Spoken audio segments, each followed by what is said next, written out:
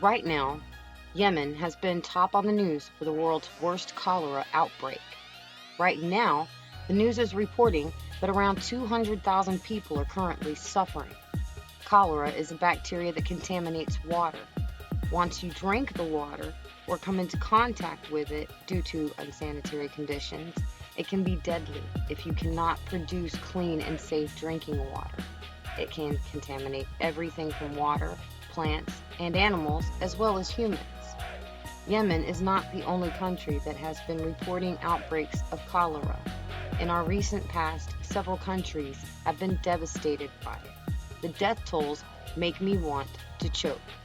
If you think that this cannot be an issue for the everyday U.S. citizen, then let me remind you of the 2 million toxic gallons spilled in Ohio's water, or any hurricane disaster from the Gulf of Mexico that didn't demand immediate drinking water relief. With disasters daily in the news, you don't even have to try to imagine. You don't have to think very hard about how many people are in your household.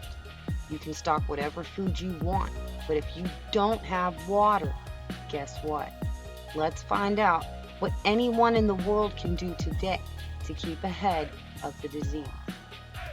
Hi everyone, this is Christina, and we are out here today because we're going to do it yourself filtration and purification kit that you can do without electricity and with just everyday things that you can find in abundance any time of the day, including 2-liter bottles. In Yemen, they are suffering so much, all right? And this can happen to anybody, especially if you think about what kind of season we're in the Gulf of Mexico and how many times our lights have been utterly cut off for weeks at a time, and that runs our water pumps and our purification plants. And you can't really ever stock up on enough water. And because it's so vital for cleaning and for cooking, for drinking, for keeping your plants up, then it's important that you know how to take care of yourself and your family in such an event. All right, so what I did was I found a 2-liter bottle, all right? And what I did is I cut the bottom of it off. You can use it as a cup, or you can poke a few holes in the bottom and use it as a planter. But I am using it as a cup and also to put back on as a lid. We keep this upside down because this is where the filter water is going to come out. And you know you can find these in the ocean, anywhere in the world. You can find these things, okay? And what I did is I cut a couple of X's in the top with an X-Acto knife because I'm going to hang mine. And I used just some material that was just around, like when somebody installed a telephone or a cable, they left this cable, so I kept it and I cut some of it. And when we put this through here, it's going to hang. All right, so I'm going to put that right here. Okay. All right, so we have the bottle. We're using this as a cup and a lid. And the first thing we're going to need is a rock that will plug the hole, sort of, but not slip out, not completely plug it. Slips in there, kind of keep things from getting out that shouldn't be. So you come take a look at that, how that fits in there. Now, I have this shelving system because the UV rays right now are causing a lot of problems, and I don't want to burn in my plants. So I have this system that, limits the sun if I need to. I can move the plants around according to what they need. And also it allows the water to drip through onto the plants below it, so there's less water that might be wasted. And it also does good to hold this thing up. So we're going to hold that up.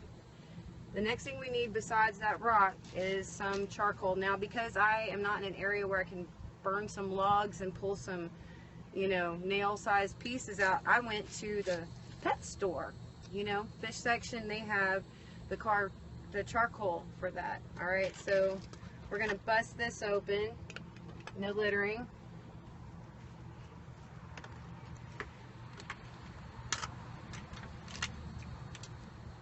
All right, and then I've never done this before, so it just goes to show you how easy this really is. And you just pour this charcoal on top of it for a little while. Okay, see, that'll work out real nice. And then we're going to throw in some sand. See? It's because we're going to layer it. Next step is just good old-fashioned soil. You can find that pretty much anywhere on Earth too, right? A lot of places have a lot of sand, right? Not just Gulf of Mexico beaches, right? So I'm going to pour that in there. And you can see it's just layering, right? I don't think I have enough soil, so I'm going to put a little bit more in there. I can even get some more sand, but you know, we probably will put some more sand in there when I find it, but we're going to just go ahead and get this started, right?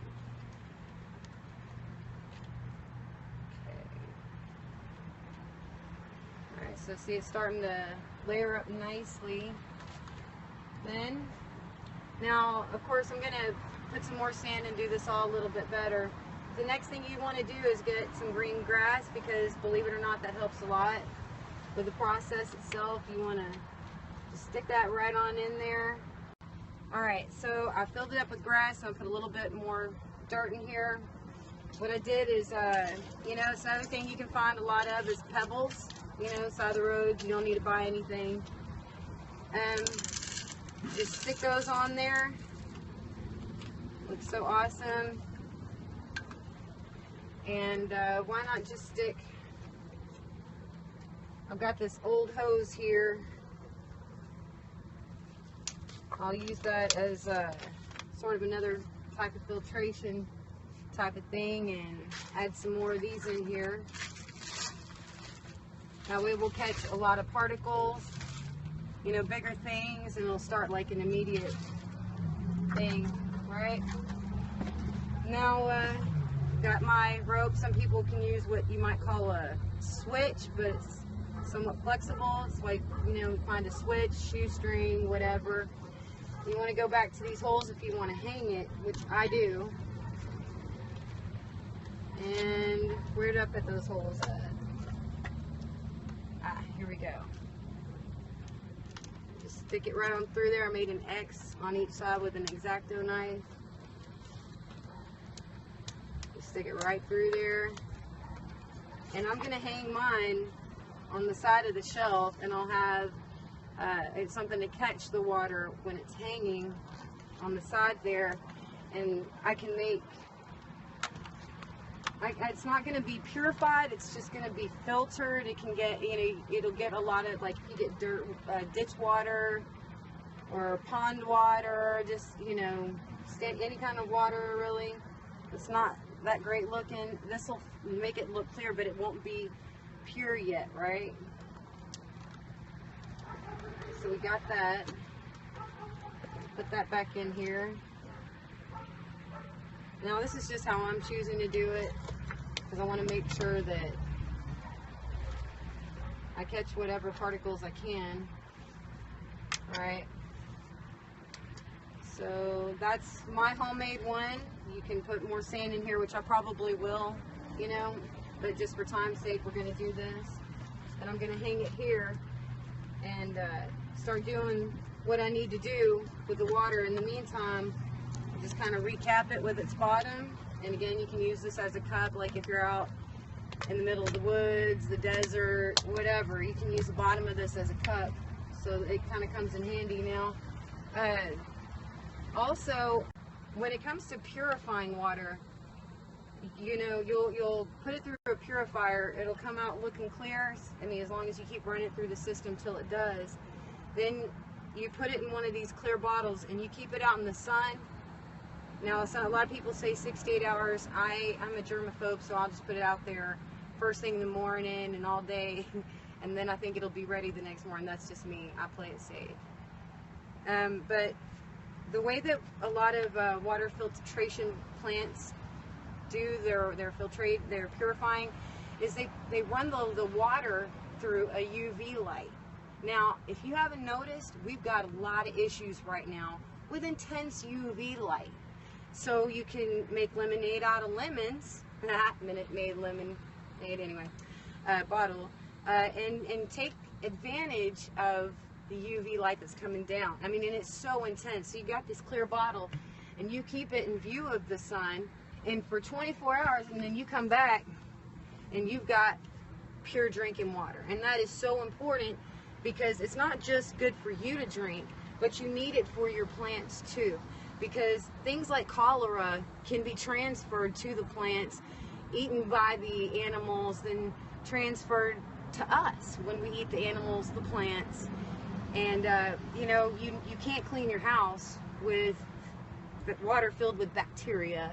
You know what I'm saying? There's just so much that you need that water for, and you can't always depend on the military or whatever. And being from the military, we teach ourselves, well, we are taught to be self-sufficient.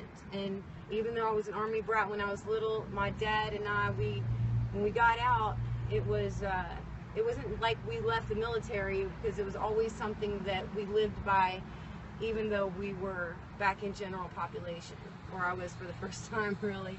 But just remember, water is critical. Water is so critical. And as long as you know that all these materials, you know, except for the charcoal, you know, you can make that yourself, but all of this stuff is in the woods. And believe me, I know there's a plethora of bottles. Even if you have a little handheld one, save it.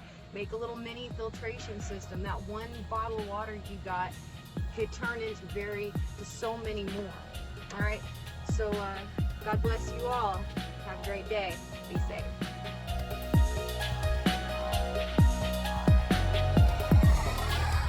As always, feel free to comment, share, like, and subscribe.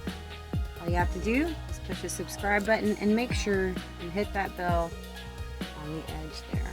You'll see it, and that way you'll get notified whenever I get a new video out.